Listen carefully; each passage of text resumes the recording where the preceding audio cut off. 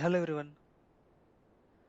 In customer master level, we have maintained exchange rate type as M and same determined into order as well as invoice. And currency conversion, exchange rates has been maintained in OB08 transaction code with the combination of exchange rate type from currency to currency. Still, we see different exchange rate determined into invoice or order.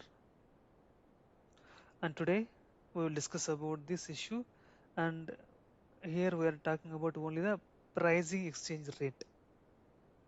As in a previous video I have mentioned that in invoice we have three type of exchange rates, one at header level for FI posting, item level that is for price determination, and pricing condition level that is for conditional currency conversion. So we are discussing today about pricing exchange rate, that is item level VBRP table level pricing exchange rate. Okay, the reason here is that why system determine different exchange rate.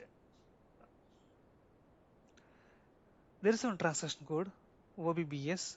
In the transaction code, we will be maintaining conversion factors with the combination of exchange rate type from currency to currency and alternative exchange rate type, that is ABWCT.